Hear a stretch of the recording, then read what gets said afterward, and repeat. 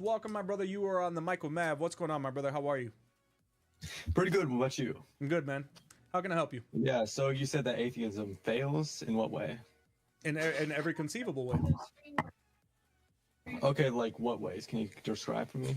Well, just in and of itself, that you guys believe that you believe that the universe came into existence. How? Let's just start there. How do you believe the universe came into existence? Yeah, but me not knowing doesn't mean that there has to be a God. It absolutely does, because we have intelligent design. And the more the more that science progresses, the more that we see that it's impossible that we came together just by random chance. Any more than Yeah, but if we like form some sort of argument that if the universe did have a beginning and we don't know what the beginning is, that doesn't mean that it necessitates that God is the person who created the universe. correct. May I ask Yes. our guest a Yeah, question? yeah. Please go ahead. Go ahead. If you don't mind, I believe your name's Dr. Alpha, this name you go under. Right. Do you believe that the universe is rational and logical, and that's the reason why science can study it? What do you mean by rational? Rational and logical in the sense that it's coherent, that we can actually study it and do science based upon it. Right, it is coherent. So you do believe that the universe is rational and logical? Yes, if you're just using it's a coherent concept. Right. Yeah. Rationality and logic require a mind. Thank you. Yes. No, it doesn't.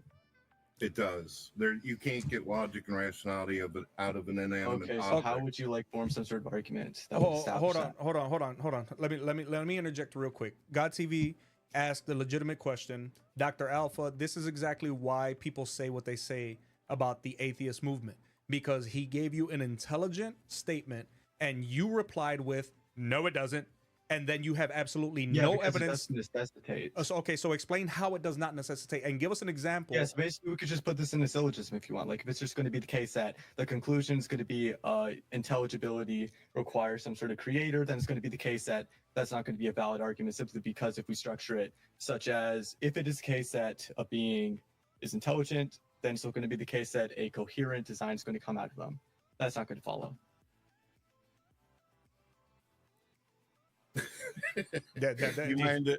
You mind if I ask another Please, question? please go ahead, because I don't even know where to begin. To like what I just said, like if you want evidence for your claim, you should actually like form some sort of valid syllogism at least. Okay, so here, then I'll do that. All right, your response literally fails on both logic and philosophy. You literally talked yourself. So here's what we do on my show. When somebody's talking, you do the polite thing and you stop talking, and then when I'm done talking, I'll let you know that I yield back to you and you start talking. Okay, that's how it works here. Okay, Go ahead. so your response literally is a failure epically on logic and philosophy, because you completely misunderstand the argument.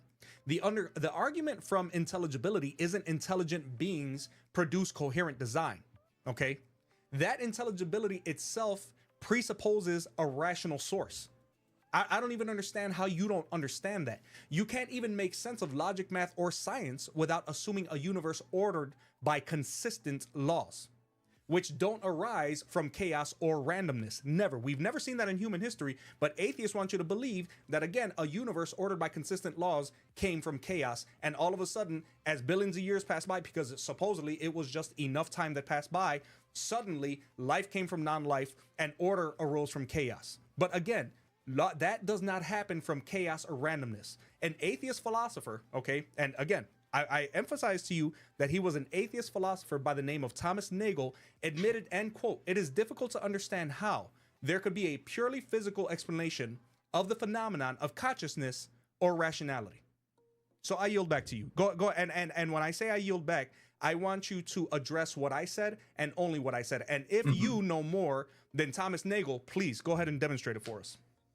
Yeah, so basically it's going to be the case that you said that the argument from order is just going to be based on some sort of truth, that it is the case that, just to be clear, I'm just clarifying. Sure. It is the case that rationality exists, therefore God exists, because rationality presupposes that there has to be some sort of intelligent designer, right? Sure. Yes. Okay, so how exactly would you form some sort of valid argument that rationality implies that there has to be some sort of rational creator? Because where else would rationality come from? Once again, that's just begging the question. That's just not even making any sense whatsoever. Just because you don't have some sort of answer to it doesn't mean that the answer is going to be therefore God. Well, that's the thing, is that you continue, and just like so many other atheists out there, think that your rhetoric and repeating the same soundbite makes you sound more intelligent, but it doesn't, because you say, well, we don't know, but therefore God. But we know that it is obvious that design requires an intelligent mind. Any more than looking at the Mona Lisa is not going to say, well, I think one day a paint factory exploded and damn, we had the Mona Lisa. That's essentially what you're saying. No, I'm saying that you don't have some sort of valid argument for why it's the case that it would necessitate God's existence. Okay. But it's funny that you talk about consistency, because God does have contradictory traits. Such as? Him being non-physical and also having the property of creation. Okay. So what you're saying is that a non-physical being cannot exist, cannot interact with a physical universe. No, I'm saying that it is the case that if there's some sort of being that is non-physical, then it's also the case that it cannot be subject to physical changes. God subjected himself to physical changes when he was creating the universe, so that would just lead to a contradiction. How would it lead to a contradiction? Yeah, so you can't not subject yourself to something and also subject yourself to something, right? So you and I cannot. God, the creator of the universe, can do what he wants. Wait, so God can undergo contradiction? You try to impose limitation on God because we have limitations imposed on us. But here, let me address what you said originally, because you're like all over the place. Your argument from rationality, right? That's what you were originally talking about. That's what you're worried about. You're basically, your premise is that rationality and logical laws are real, and they're immaterial, and they're universal, and they're invariant. That's basically, would you agree with that? Are you talking about just the laws of logic and rationality? Right. So rationality and logical laws are real, right? If they're real, but they're also immaterial, you would also have to say that they're universal, right? So I'm a physicalist. I think consciousness is just going to be a physical concept. When it comes to logic, I'm sort of agnostic on whether or not it's going to be a physical thing or not. Mm-hmm. But for now, I would just grant that it's true that's going to be immaterial. Okay. So at the end of the day, this is where the counter fails, though, right? Because atheism or agnosticism, regardless, cannot ground rationality.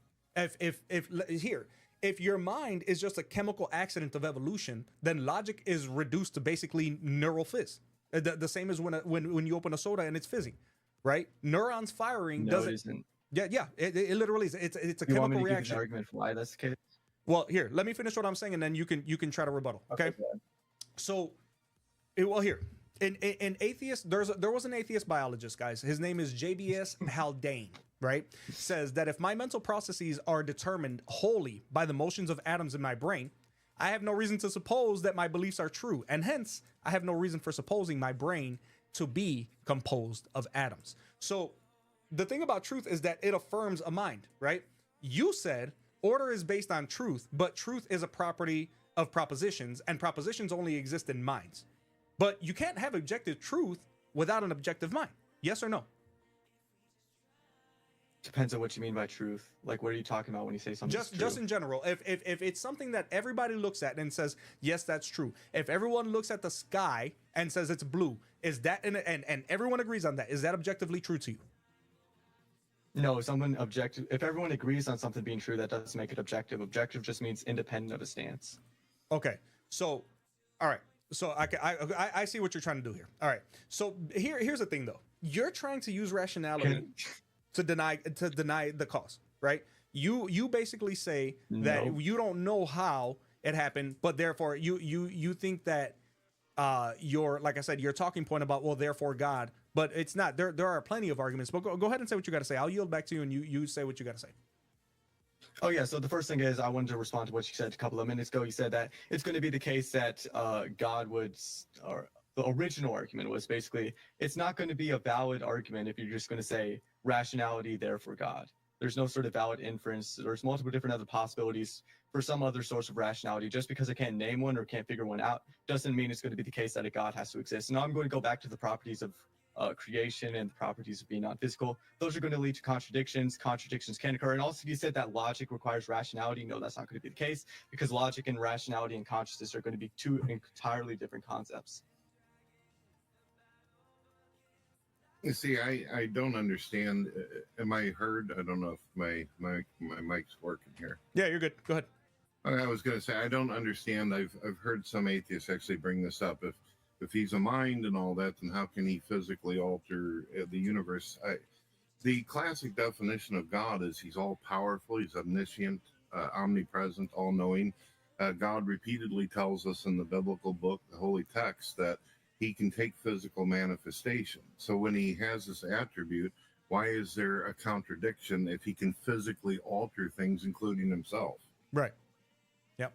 Right. And, So like, and once hold again, on, but do also you agree with- you said wait, you wait, you wait, hold on. You cut me off, dude. I know, no, hang on. I know because I was gonna answer this and I had God Logic say what he had to say. But you said that logic Okay. doesn't require rationality, right? But that's a complete fatal error because logic is literally the formal structure of rationality. You use logic to reason.